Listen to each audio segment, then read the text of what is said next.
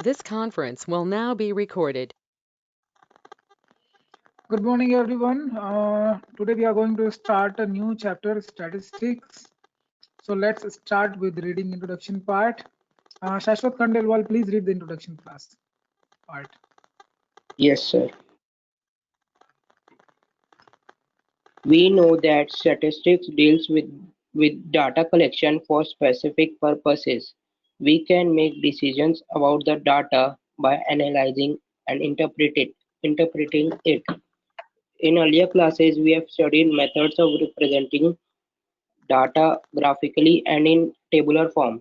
This representation reveals certain salient features or characteristics of the data. We have also studied the method of finding a representative value for the given data. This value is called the measure of central tendency. Recall mean, arithmetic mean, median, and mode are three measures of central tendency. A measure of central tendency gives us a rough idea where data points are centered. But in order to make better interpretation from the data, we should also have an idea how the data are scattered or how much they are bunched around the measure of central tendency. Very good. Central tendency, measures of central tendency already class 10th में काफी कुछ आपने पढ़ा है, चाहे mean के बारे में देखें, चाहे मीडियन के बारे में देखें, मॉड, ये सारी चीजें कैलकुलेट करना आपने सीखा है. स्पेशली 11th के स्टैटिस्टिक्स में आपको मेजरमेंट ऑफ, जिसको बोलते हैं मेजर ऑफ डिस्पर्सन बोलते हैं, ठीक है. तो मेजर्स ऑफ डिस्पर्सन आपको पढ़ने डिटेल में मैं आपको पढ़ाऊंगा. स्टैटिस्टिक्स जो है वो ध्यान से देखिएगा, बहुत इंपॉर्टेंट है. जैसे 10th में आप बहुत लाइटली लेते थे वैसा नहीं है ये, ठीक है. डिफिकल्ट है अगर मैं बोलूँ तो क्वाइट डिफिकल्ट भी है ये. तो चलिए आगे पढ़िए. Consider now. Consider now the runs scored by two batsmen in their last 10 matches as follow.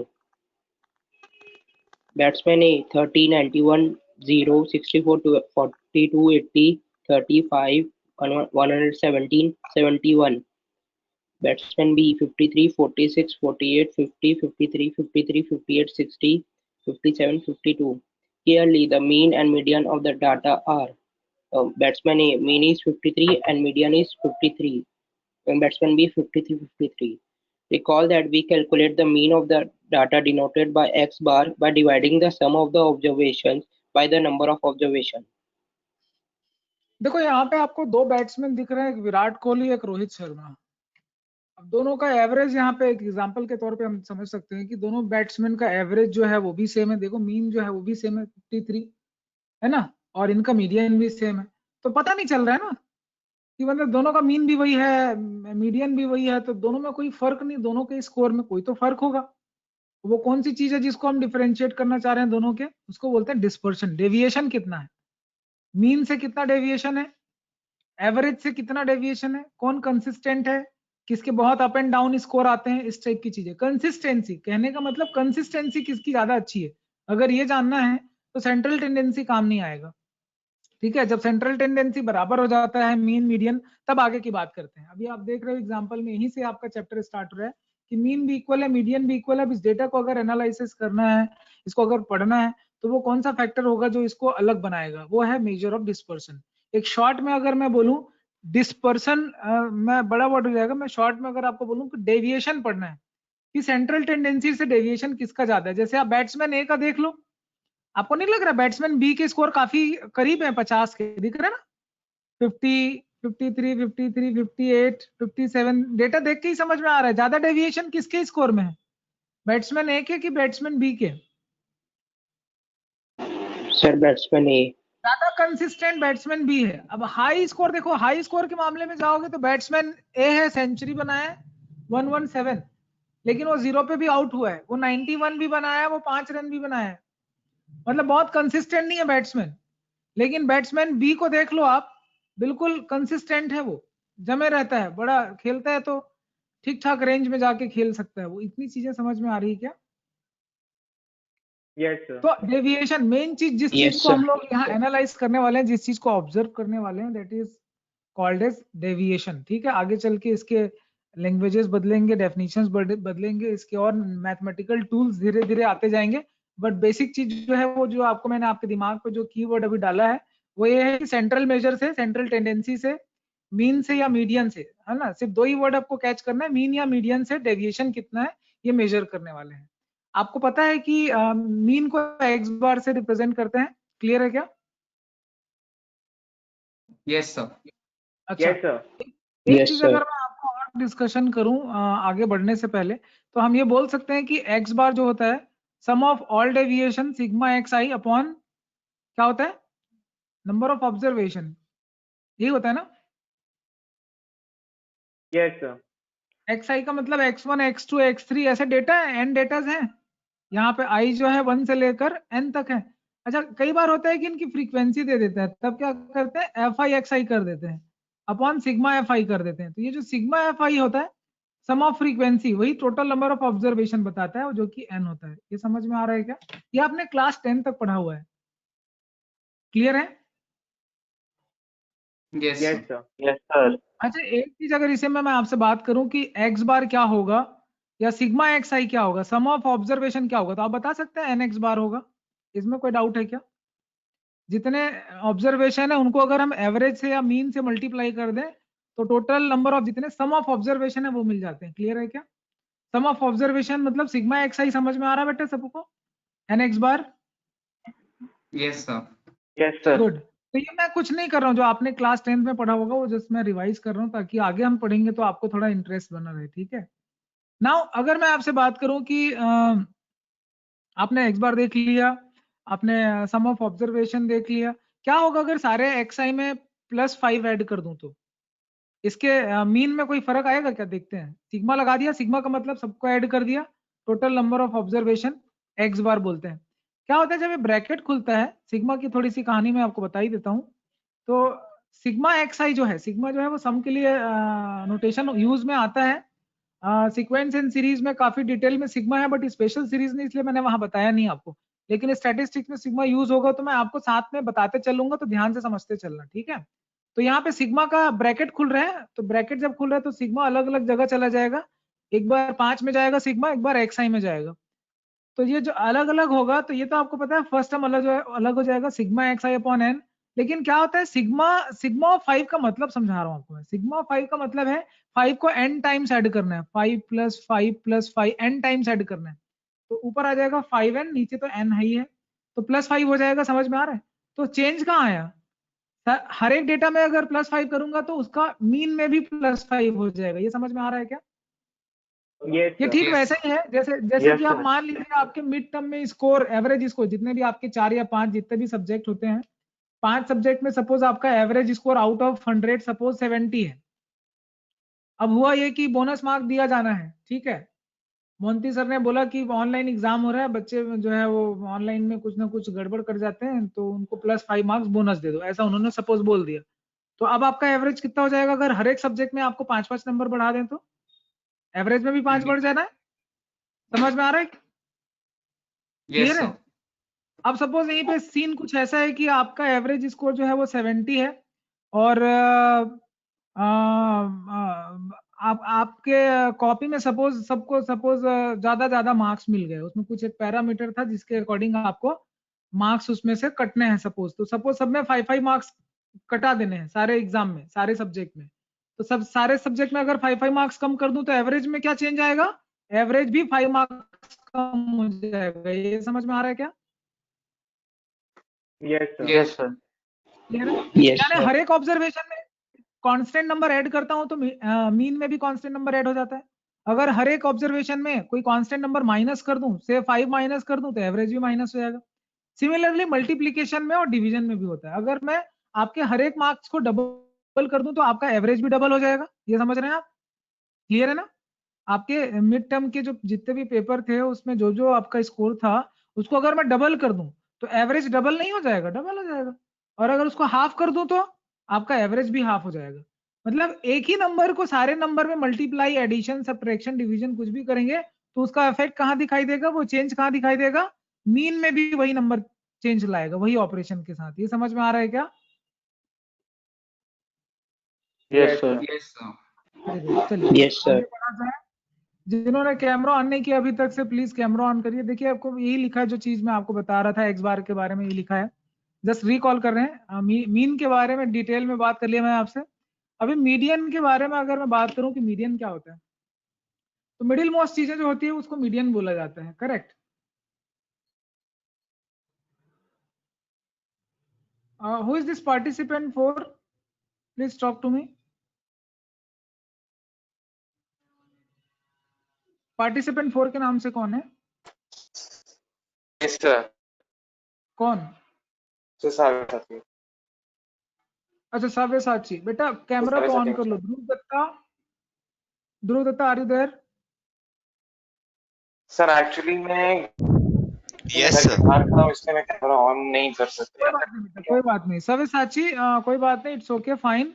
आप मुझे क्लास के बाद थोड़ा बात करना बेटा, मुझे आपसे थोड़ी बात करनी है। और साव्यसाची अभी आप क्लासेस डेली अटेंड करिए, Yes, ठीक sir. है। भले ही बेटा आप कैमरा ऑन नहीं कर पा रहे हैं, कोई बात नहीं, but it's my humble request to you that you please attend all the classes, otherwise बेटा एक बिग लॉस हो जाने वाला है आपका, ठीक है। एक्चुअल में क्या हो रहा था पिछले कुछ दिन, मतलब पूरे घर में इंटीरियर चल रहा था ना, तो मेरा रूम पूरा फैला हुआ, ठीक तो है, कोई मैं बात नहीं। जैसे अभी आप एक फ्री जगह हो? बैठ नहीं नाउ आर पाता यू था ना free? Class. Now are you free? ये सर अभी, ये सर अब तो हो गया है, तो मैं अब डेली अटेंड कर पाऊंगा। डेली अटेंड करना, और मैं आपको लास्ट जितने भी लेक्चर्स है, प्रीवियस लेक्चर्स, उसके वीडियो Yes, सेंड sir. करूंगा, तो पुराने लेक्चर्स आप थोड़ा कवर करिएगा, है ना। ओके ठीक है, थैंक यू। ये सर वो तो मैंने आप जैसे क्या बोलते हैं लट से हाँ पूछ के कर लिया था कि क्या क्या हुआ है, तो हाँ, क्लास वर्क ठीक तो है, ठीक कंप्लीट है, है गुड गुड गुड। और मैं थोड़ा आपको सा वीडियो हुआ लेक्चर है। सेंड कर दूंगा, अगर डाउट आएगा तो थोड़ा देख लीजिएगा, है ना। चलिए बात आगे बढ़ाते हैं। मीडियन के बारे में बात कर रहे यस थे। सर। मीडियन के बारे में बात कर रहे थे बच्चों। तो मीडियन जो होता है उसमें क्या होता है कि उसमें सबसे पहले तो ये है कि जितने ऑब्जर्वेशन होते हैं उनको एक ऑर्डर में अरेंज करना होता है, चाहे वो आप असेंडिंग ऑर्डर में अरेंज करें या डिसेंडिंग ऑर्डर में, बट एक ऑर्डर में आपको अरेंज करना होता है। ऑर्डर में अरेंज करने के बाद जो सेंट्रल, जो मिडिल मोस्ट चीज होती है, उसी को मीडियन बोला जाता है। तो जैसे अगर मैं आपको बोलूं, एक सिंपल सा डेटा लिख रहा हूं आपके सामने, 1 2 3 4 5, देखो टोटल ऑब्जर्वेशन यहाँ पे 5 है, तो 3 जो है मिडिल मोस्ट है, यही मीडियन है। ये समझ में आ रहा है क्या? बट अगर यहीं पे मैं लिख दूं 1 2 3 4 5 6, तो यहाँ पे मिडिल मोस्ट दो चीजें आ रही है, एक 3 आ रहा है, एक 4 आ रहा है, इसी का एवरेज जो होता है वो मीडियन होता है। ये समझ में आ रहा है क्या? Is that clear? Yes. Yes, sir. Yes, sir. तो यहाँ तक आपको चीजें समझ में आ गई है। फॉर्मूला भी आपने शायद पढ़ा होगा, n+1 कब लेना है और n/2 कब लेना है। तो n/2 कब लेते हैं? जब नंबर ऑफ ऑब्जर्वेशन इवन हो। फॉर एग्जांपल 8 टर्म्स है, तो दो आपके मिडिल टर्म आएंगे, देख लो। एक आएगा 8 है तो फोर्थ टर्म आएगा, और उससे एक ज्यादा फिफ्थ टर्म आएगा, उनका एवरेज लेते हैं, ठीक है। और ऑड टर्म है, जैसे टोटल 7 टर्म है, तो 7 में एक ऐड करो, 2 से डिवाइड करो, 8/2 फोर्थ टर्म मीडियन होगा। तो ये तो आपको चीजें पता होंगी, आपने क्लास 10 में काफी सर किया होगा ये, ठीक है। हाँ सर एक डाउट था। पूछिए। सर मीन और एवरेज में डिफरेंस क्या है? हाँ, सर मीन और एवरेज में डिफरेंस क्या है? मीन और एवरेज में डिफरेंस क्या है? कोई डिफरेंस नहीं है, सेम चीज है। यस। देखिए अभी जो एक डायग्राम आपको दिख रहा है, उस डायग्राम को थोड़ा समझने की कोशिश करिएगा आप।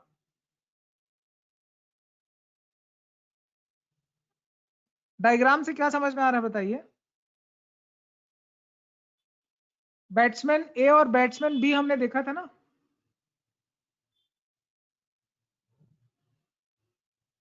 Yes, sir. सर डायग्राम में रन का शो कर रहे हैं सर।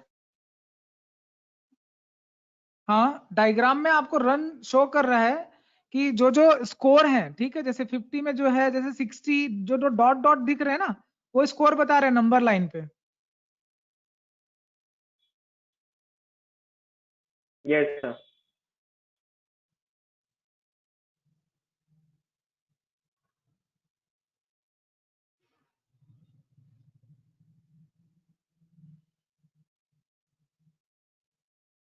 बताइए।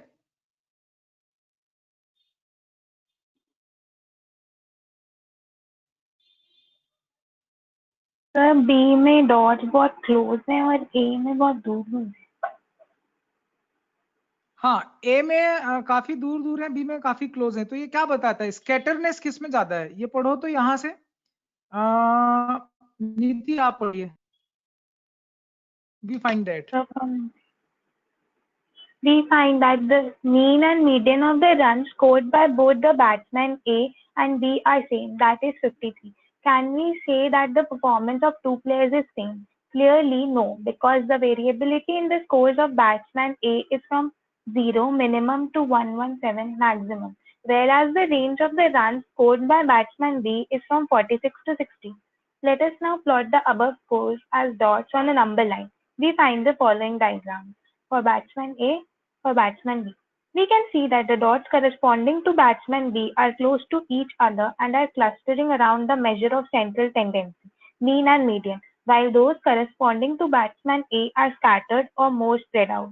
Thus, the measures of central tendency are not sufficient to give complete information about a given data. Variability is another factor which is required to be studied under statistics. Like measures of central tendency, we want to have a single number of described variability. This single number is called a measure of dispersion. In this chapter, we shall learn some of the important measures of dispersion and their methods of calculation for ungrouped and grouped data. Very good. तो यहाँ पे जो चीज आपने पढ़ा तो बाकी लोगों ने ध्यान दिया होगा कि यहाँ पे क्या लिखा है। Variability is another factor which is required to studied under statistics। क्योंकि अभी तक तो आप समझते थे कि मीन पढ़ लिया, मीडियन पढ़ लिया, मोड पढ़ लिया, तीनों के मतलब भी समझ गए, बट अब नीड इसकी पड़ गई आपको। देखो दोनों बैट्समैन के मीन और मीडियन सेम थे, तो यहाँ पे इसकी नीड पड़ गई कि जरूरत पड़ रही है कि वेरिएबिलिटी भी कोई एक चीज आ सकता है। तो like measures of central tendency है, वैसे ही एक और क्या चीज आ गई, मेजर ऑफ डिस्पर्सन। ये समझ में आ गया क्या? Yes Yes, sir. इस चैप्टर में Yes, क्या sir. पढ़ने वाले हैं? अभिमन्यु पढ़ो तो इस चैप्टर में पढ़ने क्या वाले? इंट्रोडक्शन चल रहा है, इस चैप्टर में पढ़ने क्या वाले हैं बताइए। So in this chapter, we shall learn some of the important measures of dispersion and their methods of calculation for ungrouped and grouped data. Very good. तो बेसिकली हमारा टारगेट क्या है, किस चीज पे फोकस करने वाले हैं? मेजर्स ऑफ सेंट्रल टेंडेंसी नहीं करने वाले हैं। Measures of central tendency class 10th में पढ़ लिया है, अभी 11th के स्टैटिस्टिक्स में क्या पढ़ने वाले हैं? Measures of Dispersion. बस यही कीवर्ड है, समझ गए क्या? मेजर्स ऑफ डिस्पर्सन पढ़ने वाले। आ गया मेजर्स ऑफ डिस्पर्सन, और ये आपका हेडिंग स्टार्ट हो गया मेरे ख्याल से। तो इंट्रोडक्शन में आपको क्लियर कर दिया कि मेजर ऑफ डिस्पर्सन ही पढ़ने वाले हैं हम लोग। अभी आपका जस्ट स्टार्ट होता है मेजर्स ऑफ डिस्पर्सन। इसमें काफी सारी चीजें हैं, मैं आपको डिटेल में स्टैटिस्टिक्स पढ़ाऊंगा, more than the NCERT. Just a minute ना। This conference will now be recorded. Okay, so we are going to discuss about measures of dispersion. तो मैंने आपसे इसमें ये बात कर रहा था कि हम काफी डिटेल में पढ़ेंगे, रेंज पढ़ेंगे, क्वार्टाइल डेविएशन पढ़ेंगे, जिसमें first quartile, second quartile, third quartile, ये सारी चीजें पढ़ेंगे। मीन डेविएशन पढ़ेंगे, ठीक है। देन स्टैंडर्ड डेविएशन भी है, वो भी पढ़ेंगे। वेरिएंस करके भी एक टॉपिक आएगा इसमें, तो वो सारी चीजें पढ़ेंगे। स्टार्टिंग में जस्ट आपको बता रहा है कि इसमें क्या क्या चीजें हैं, तो थोड़ा एक एक करके पढ़ते जाइए। अर्णव श्री श्रीमल पढ़िए measures of dispersion. Yes, sir. Measures of dispersion. The dispersion or scatter in a data is measured on the basis of the observations and the types of measure or central tendency used there. There are following measures of dispersion. First, range. Second, quartile deviation. Third, mean deviation. Fourth, standard deviation. In this chapter, we shall study all these measures of dispersion except the quartile dispersion, quartile deviation. आपका quartile deviation syllabus में है नहीं, इसलिए आपको ये नहीं पढ़ाएंगे, बाकी जो सिलेबस में पढ़ाएंगे, ठीक है। चलिए रेंज के बारे में शुरू करते हैं। उपदी पढ़िए।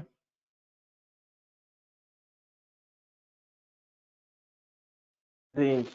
Recall that in the example of runs scored by two batsmen A and B, we had some idea of variability in the scores on the basis of minimum and maximum runs in each series. To obtain a single number of this, for this, we find the difference of maximum and minimum values of each series. This difference is called range of the data. In case of batsman A, range is equals to 117 minus 0, which is 117, and for batsman B, range is equal to 60 minus 40 is equals to 14. Clearly, range of A is bigger than range of B. Therefore, the scores are scattered or dispersed in case of A, while for B, these are close to each other. Range of series is equals to maximum value minus minimum value. Scatteredness किस में ज्यादा होगा, dispersion किस में ज्यादा होगा? पहला ही major है ना, मेजर्स ऑफ सेंट्रल टेंडेंसी में पहला मेजर, पहला टूल है रेंज। तो रेंज से ही मालूम चल जाता है कि जिसका रेंज ज्यादा होगा उसमें स्कैटर्डनेस ज्यादा है। ये समझ में आ रही क्या? जैसे आप देख लो बैट्समैन ए में कितना आ रहा है, 117 आ रहा है। बैट्समैन बी का रेंज कितना आ रहा है, 14। काफी कम डेविएशन है, मैक्सिमम और मिनिमम डिफरेंस काफी कम है। तो ज्यादा कंसिस्टेंट स्कोर किसका है? बी का है, ए के बजाय। ये चीजें समझ में आ रही क्या? डिस्पर्शन समझ में आ रहा है, स्कैटरनेस समझ में आ रहा है? ओके, शुभरामपुरी आगे का पढ़ेंगे। Yes, sir. The range of data gives us a rough idea of variability or scatter, but does not tell about dispersion of the data from a measure of central tendency. For this purpose, we need some other measure of variability. Clearly, such measure must depend upon the difference or deviation of the values from the central tendency. देखिए यहाँ starting जो heading है वो मैं आपको वापस से पढ़ने के लिए बोल रहा हूँ। स्टार्टिंग हेडिंग में क्या लिखा है? द डिस्पर्शन और scatter in data is measured on the basis of observation and the types of measures of central tendency. कहने का मतलब रेंज जो है वो सेंट्रल टेंडेंसी से डेविएशन नहीं बताता है। समझ में आ रहा है आपको? तो इसीलिए ये क्या नहीं है, it does not tell about, क्या लिखा हुआ है? Does not tell about dispersion of the data from measure central। ये चीज समझ में आ रही है क्या? क्या होता है जब आप word problems, theoretical questions, true false इस टाइप के क्वेश्चन बनाओगे ना, तो ये सब की कॉन्सेप्ट जो है वो याद रहने चाहिए। ठीक है, यहाँ से भी क्वेश्चन पूछा जा सकता है। नाउ इसके थोड़ा आगे बढ़ते हैं हम लोग, मीन डेविएशन के बारे में स्टार्ट करते हैं। रेंज तो आपने पढ़ लिया, तो ये क्वार्टाइल डेविएशन तो है नहीं। ठीक है, आपको यहाँ पे क्लियर कर दिया है। ठीक है, तो एक तो रेंज पढ़ लिया, अब सीधा मीन डेविएशन पढ़ने वाले हैं। अगला टॉपिक है मीन डेविएशन। तो मीन डेविएशन थोड़ा सा पढ़ेंगे। नीति नहीं, श्रेष्ठ Sharma, please read mean deviation. Mean deviation. Recall that the deviation of an observation x from a fixed value a is the difference x minus a. In order to find the dispersion of values of x from a central value a, we find the deviation about a. An absolute measure of dispersion in the mean of these deviations measure of central tendency lies between the maximum and the minimum value of this set of observations. Therefore, some of the deviation will be negative and some positive. Thus, the sum of deviation may vanish. Moreover, the sum of the deviation from mean x bar is 0. देखिए, अगर मैं आपको बोलूं कि x बार से अगर मैं minus करते जाऊं सारे नंबर को, ऑब्जर्वेशन को, तो डेविएशन को जो सम आता है वो हमेशा 0 आता है। तो ये पढ़ने से कोई फायदा नहीं होगा। इसीलिए हम क्या करते हैं, आप सिर्फ माइनस कर दोगे नंबर को एवरेज से। फॉर एग्जांपल नंबर है 1 2 3 4 5, अब इसका एवरेज कितना है? 3 एवरेज है। अब सारे नंबर को अगर मैं 3 से माइनस करूं तो -2 -1 0 1 2 आएगा। सबको ऐड करो, 0 आ जाएगा। डेविएशन का सम तो 0 आ जाएगा। फिर पढ़ने से क्या फायदा जब सारे केसेस में मीन से डेविएशन का सम 0 आ जाएगा। इसीलिए उसको एब्सोल्यूट डेविएशन बोल रहा है। तो अब एब्सोल्यूट डेविएशन में क्या होगा, इन सब का मॉड ले लेंगे। तो मॉड ले लेंगे तो क्या होगा, ये डेविएशन 2 0 1 2। तो अभी आप देखो डेविएशन जो है वो कितना आ रहा है, डेविएशन आपका 6 आ रहा है। अभी 0 से वो 6 हो गया, कुछ बात बदल गई। समझ में आ रहा है क्या? तो वही चीज आपको आगे चल के बताएगा कि ये क्या है। सम ऑफ एब्सोल्यूट मेजर्स पढ़ेंगे हम लोग। ठीक है, एब्सोल्यूट वैल्यूज ऑफ डेविएशंस पढ़ेंगे। तो ये क्या होने वाला है, sum of absolute value of deviation. इसको पूरा पढ़िए, हेडिंग पूरा पढ़िए, remember that.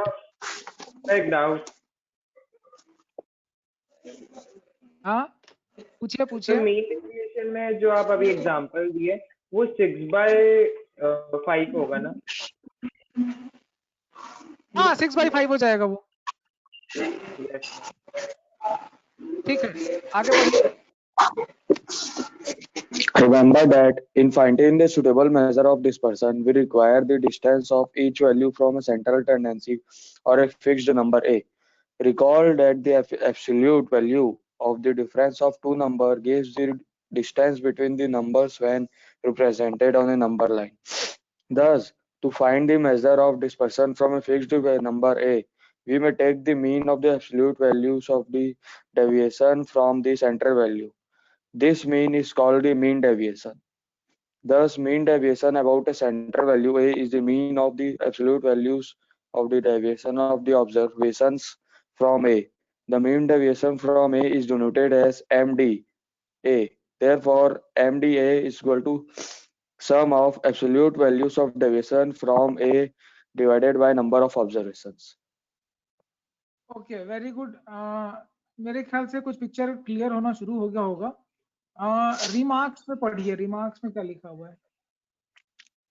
Remark: mean deviation may be obtained from any measure of central tendency. However, mean deviation from mean and median are commonly used in statistical studies. Let us now learn how to calculate mean deviation about mean and mean deviation about median from various types of data. चलिए, various types of data और उसके mean deviation के बारे में पढ़ेंगे। पहला article यहाँ से शुरू हो गया है। अब यहाँ से आपका मेन जो बोलना चाहिए मेन कोर्स यहाँ से आपका स्टार्ट हो रहा है। तो अभी तक तो जस्ट एक इंट्रोडक्शन पार्ट चल रहा था, तो इसके आगे आप पढ़ने वाले हैं। चौबे जी पढ़िए।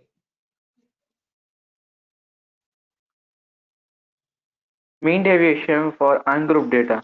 Let n observation be x1, x2, x3 to xn. The following steps are involved. Ungroup data का मतलब होता है कि इसमें किसी भी तरह का कोई क्लास इंटरवल नहीं है। ठीक है, जहाँ क्लास इंटरवल आएगा वो ऐसे डेटा को हम बोलते हैं ग्रुप डेटा, और जहाँ क्लास इंटरवल नहीं है उसको डिस्क्रीट डेटा बोलते हैं। तो सारे डिस्क्रीट डेटा है, अनग्रुप डेटा नहीं, ये सारे अनग्रुप डेटा है। क्लियर है क्या? पढ़िए, आगे पढ़िए।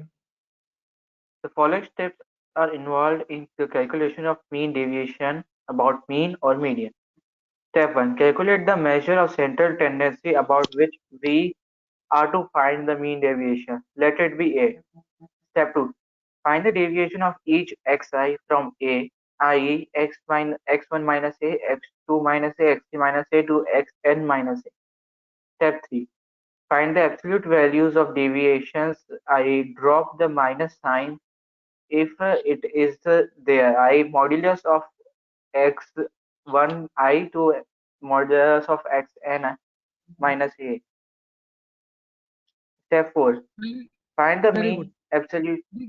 यहाँ पे आपको एक चीज बता दूं कि सबसे पहले तो सेंट्रल टेंडेंसी का जो भी मेजर है वो आपको कैलकुलेट करना है। तो यहाँ पे मेजर ऑफ सेंट्रल टेंडेंसी का मतलब या तो आपको मीन कैलकुलेट करना होगा या तो आपको मीडियन कैलकुलेट करना होगा। ठीक है, दो ही चीजें हैं, या तो मीन कैलकुलेट करना है या फिर मीडियन कैलकुलेट करना है। दोनों ही कैलकुलेशन आप 10th में सीख चुके हो। देन उनका डिफरेंस निकालना है, जैसे यहाँ पे लिखा हुआ है। ठीक है, डिफरेंस के बाद एब्सोल्यूट वैल्यू, चाहे वो मीन हो या मीडियन, दोनों में सेम प्रोसेस है। ठीक है, तो ये कोई भी नंबर है ए, तो उसके लिए फॉर्मूला लग रहा है। तो अब अगर यहीं पे डेविएशन निकालना है आपको मीन से, तो मीन से निकालने के लिए एक्स बार लिख देंगे, उसको लिखेंगे मीन डेविएशन अबाउट मीन, और उसको लिखेंगे जितने एक्स आई है माइनस एक्स बार, सिग्मा लगा देंगे, नंबर ऑफ ऑब्जर्वेशन से डिवाइड कर देंगे। और दूसरा होता है mean deviation about median, median के लिए एम लिखेंगे, एम बताएगा कि वो मीडियन है। यहाँ पे भी वही चीज करनी, जितने एक्स आई है उनको माइनस करना है एम से, एब्सोल्यूट वैल्यू लगा देना है, उनका सिग्मा करके आपको n से डिवाइड कर देना है। दोनों फॉर्मूला पहले नोट करिए, अनग्रुप डेटा के लिए फॉर्मूला नोट करिए, इस पे हम काम करेंगे। ठीक है, काफी इंपॉर्टेंट है ये, इस पे क्वेश्चन भी बनाएंगे।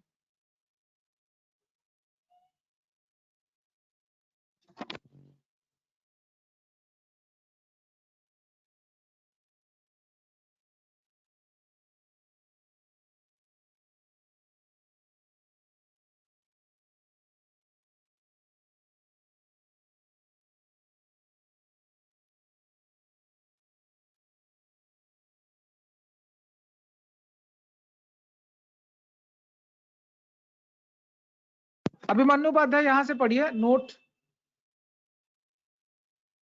In this chapter, we shall use the symbol capital M to denote median unless stated otherwise. Let us now illustrate the steps of the above method in following examples.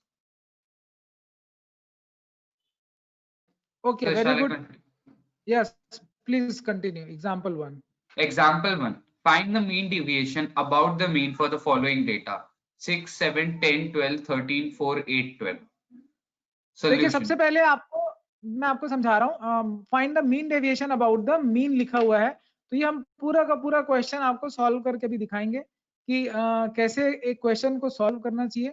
तो आपको धीरे धीरे वो सॉल्विंग का process समझ में आएगा। जब सॉल्विंग का प्रोसेस समझ में आएगा तो इस पे जो क्वेश्चंस आते हैं, ठीक है, जिसमें एक थोड़ी सी एनालिटिकल बोलना चाहिए कि कॉन्सेप्ट्स रहते हैं, वो आपको ज्यादा समझ में आएगा। तो मैं आपको एक क्वेश्चन जो है वो सॉल्व करके भी दिखाने वाला हूँ, आप देखिएगा how to solve such kind of the questions.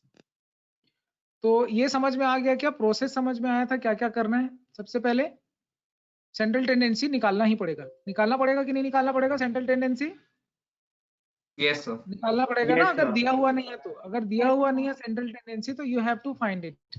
तो चलिए सबसे पहले सेंट्रल टेंडेंसी निकालनी है। आप मुझे डिसाइड करके बताइए कौन सी सेंट्रल टेंडेंसी निकालनी है, मीन निकालना है कि मीडियन निकालना है? So mean.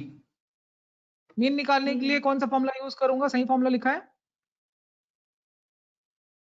Yes, sir. Yes, sir. करिए तो टोटल सम कितना आ रहा है जल्दी से कोई कैलकुलेट करके हमें बताओ। ऑब्जर्वेशन कितने टोटल? टोटल ऑब्जर्वेशन 8 है। So 72. कैलकुलेट करके, हाँ, So 72. 72. 72 डिवाइडेड बाय 8 कितना आता है? 9 आता है। x बार 9 आ गया। इसमें कोई डाउट है किसी को? No, sir. नहीं है ना डाउट। देखिए x बार अगर 9 आया है, एक टेबल ड्रॉ करेंगे जिसमें हम लोग लिखेंगे xi, और एक दूसरा टेबल बनाएंगे जिसमें लिखेंगे xi माइनस x बार और इसका एब्सोल्यूट वैल्यू। तो यहाँ पे डेटा है आपके 6 है, 7 है। अरेंज करने की जरूरत नहीं है क्योंकि यहाँ पे मीडियन नहीं निकाल रहे हैं। मीडियन निकालना होता तो डेटा जरूर अरेंज करते, बट नॉट रिक्वायर्ड हियर। तो बताइए तो 6 माइनस 9 का एब्सोल्यूट डिफरेंस कितना आएगा? 3 आएगा ना? 3. नहीं आ रहा है समझ में? तो जहां पे नहीं समझ में आएगा वहां पे मुझे बताइएगा, और जहां पे आपको लगे कि कुछ एरर है तो भी मुझे आप हिंट करिएगा। तो मैंने सही लिखा है कैलकुलेशन? Yes, sir. तो Yes, sir. अब हम Yes. क्या करने वाले हैं कि अब हम फिर से एवरेज निकालने वाले हैं, फिर से हम मीन निकालने वाले हैं। किसका मीन निकालने वाले हैं? xi माइनस x बार एब्सोल्यूट वैल्यू। इन सबको जोड़ो, सिग्मा करो इसका। सिग्मा करने से कितना आता है बताओ?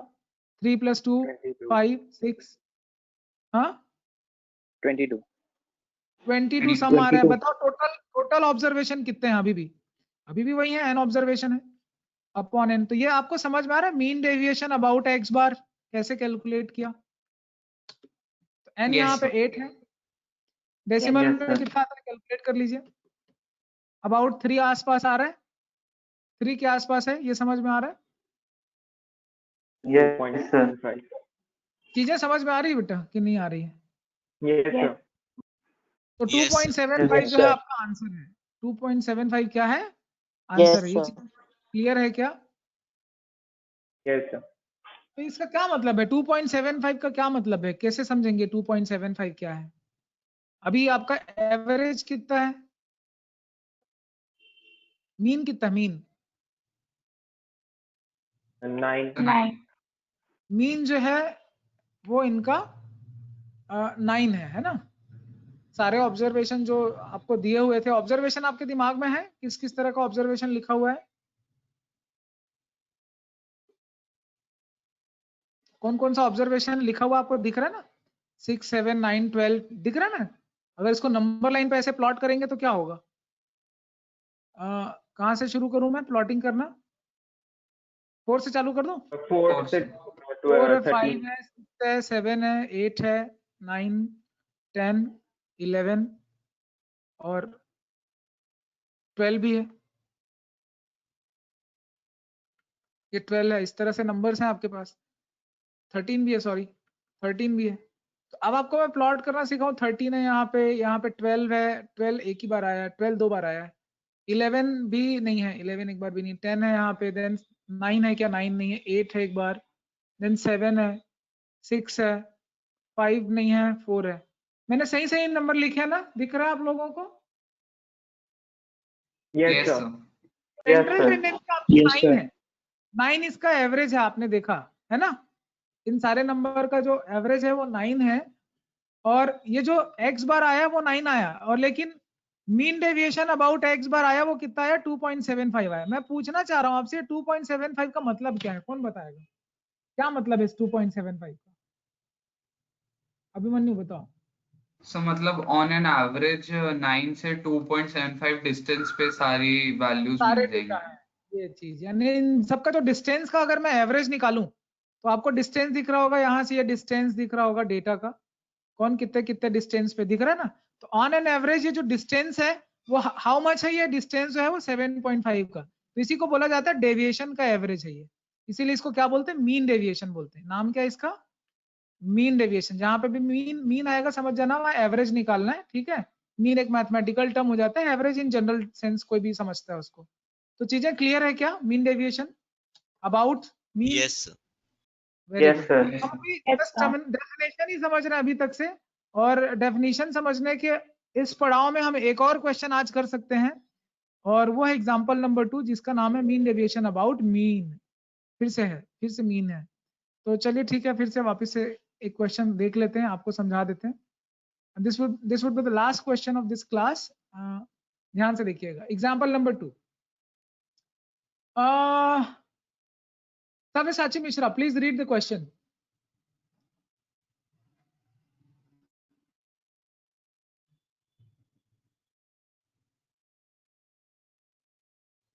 लक्ष्य, तुम्हारा वीडियो ऑन क्यों नहीं है? लक्ष्य गोपलानी, हाजिर हो। सर वो लाइट वीडियो चले ऑन। गई तो सर मोबाइल डेटा से कनेक्ट किया हूं तो सर थोड़ा नेटवर्क फ्लक्चुएशन आ रहा है। अरे यार, तुम्हारा नेटवर्क की कहानी सुन सुन के मेरे कान पक गए। क्वेश्चन पढ़ो। Find the mean deviation about the mean for the following data: 3, 18, अभी ये किस तरह का 17, डेटा है, क्या ये 4, ग्रुप डेटा है या 9। अनग्रुप डेटा है? बस हो गया, बस ये ग्रुप डेटा है या अनग्रुप डेटा है? अनग्रुप डेटा है। क्या यहाँ फ्रीक्वेंसी टेबल बनाने की जरूरत नहीं पड़ेगी? यस सर, पड़ेगी। पड़ेगी। तो फ्रीक्वेंसी टेबल जब बनाएंगे तो क्या होगा, फ्रीक्वेंसी लिखेंगे कि नहीं लिखेंगे? लिखेंगे ना, फ्रीक्वेंसी लिखेंगे। तो फ्रीक्वेंसी लिखेंगे तो बताइए, अगर जरूरत है फ्रीक्वेंसी के थ्रू तो बताइए क्या आएगा, क्या आएगा बताइए। Total sum of observation calculate कर लीजिए ऐसे ही, और नहीं अगर टाइम नहीं है तो मैं आपको सीधे सीधे यहाँ पे ले आता हूँ। देखिए सोल्यूशन पार्ट में 2 ही मिनट टाइम है। एग्जाम्पल नंबर 2 दिख रहा है आप लोगों को?